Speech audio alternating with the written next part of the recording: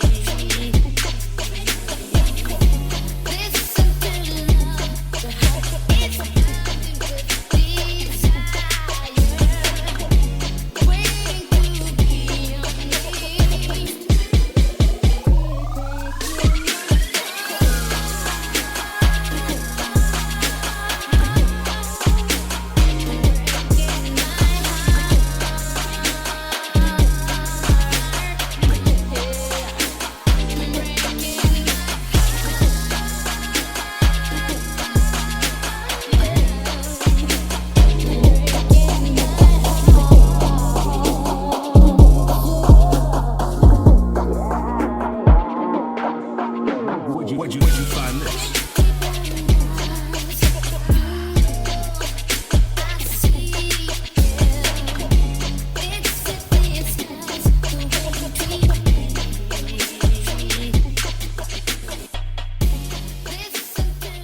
Alright, so as you guys saw, the engine's back in the S14, and I rolled it out for the first time in like 6 months or something, and it's actually kind of cool seeing it out here. It's been a very long time.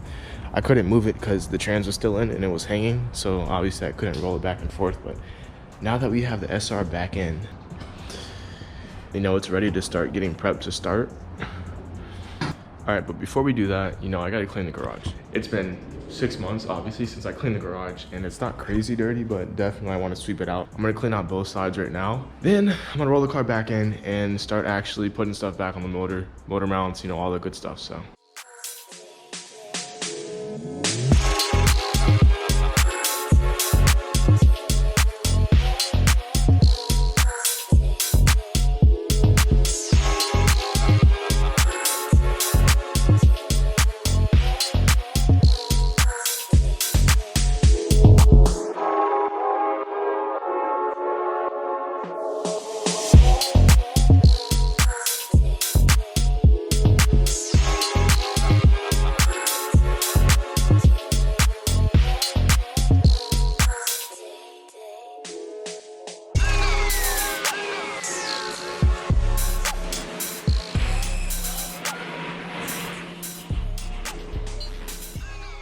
since the car's back in, I'm gonna do all the annoying stuff, which is all the stuff I have to get under the car to do. Motor mounts, power steering, and then connecting the down pipe to the turbo elbow. So I'm gonna do that first so I don't have to keep jacking the car up because that's annoying to do.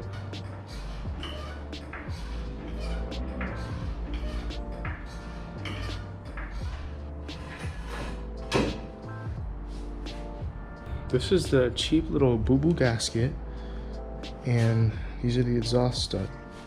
Bye, have a great time.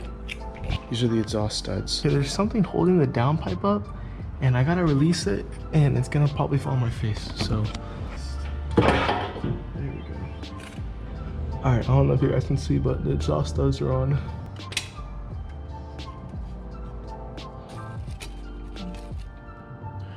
I just got to tighten it now. I have to get a universal joint though for one of these. Now that I have the exhaust tightened, I'm gonna put the motor mounts on because those are nuts and they're the same size. My neck's killing me right now. I'm in a lot of pain. And I just don't want my hair on the ground because I don't want dirt on my hair. All right, I was just cleaning the lens. Meanwhile, the motor mount nut's on for this side, and I'm gonna go hit the other side, come back, and then power steering. That's the motor mount for the right side. Here's the nut. About to put that nut in that thing right there on 5.9. This is our old power steering line, and this was leaking on one side. We bought a roll, this is what, 10 feet? Yeah, 10 feet, something like that. We're just gonna measure by eye and then cut. Well, after 80 attempts, I finally figured out a way to cut through the power steering line that we're gonna be using. I've used shears that I have to return out of Walmart. I've used scissors, bleeds, the mini. I finally figured out a way to cut through the power steering line. That is braided nylon line. the big old boo-boo ankle grinder work. So that's what we're using. And I already cut one side, which I'm gonna show you guys now. This is the side I cut. That's one. This is 10 feet long. You can see my failed attempts that are sitting over there. And I have one piece, you know, over here, but I'm gonna measure this out and then we're gonna cut the other end and actually put it on.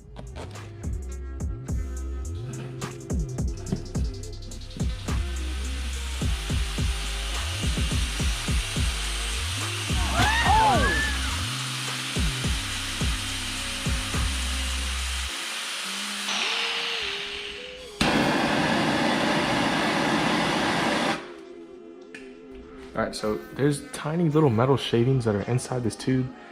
I really don't know the best way to clean it.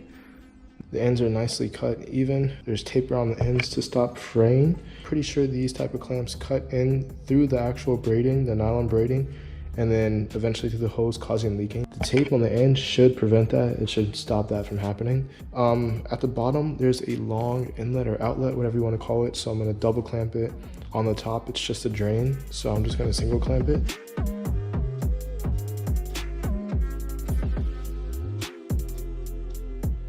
I feel like it's bending a lot more than it should, and I just don't really remember how it was set up before. Like, I don't know if it was routed like this. I'm not a big fan of that AN line just being, you know, tightened with clamps and stuff. So I already do have the Chase Bays, one of the Chase Bays lines.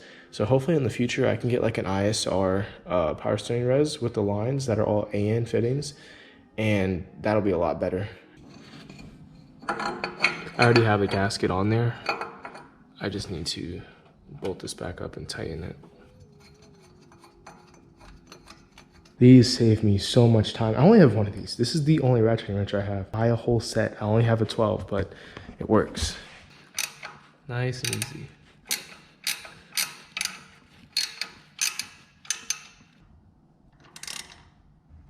All right, look at some pictures. The Chase Bays one and the regular one that goes from the res, they both go over the intake, and the air intake goes on after I put on my intercooler piping. So I'm just gonna leave everything for now. We don't want anything getting in there.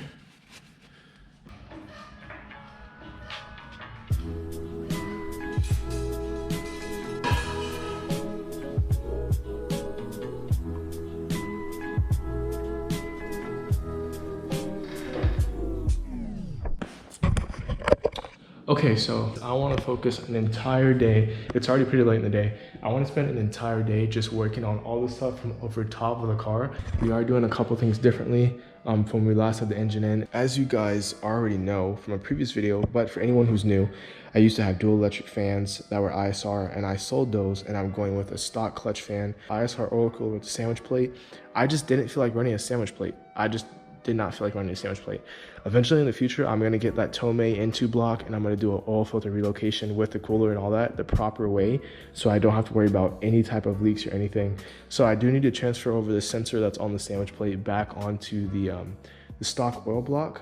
We still have to put the harness in. We have to put the boost line for the gauges, valve rest to go on, and then we have to do the radiator, intercooler piping, brake booster line, coolant res. We got our headlights, our corner lights. Probably like a bunch of other things that I'm not like realizing, our fuel lines and all that other good stuff.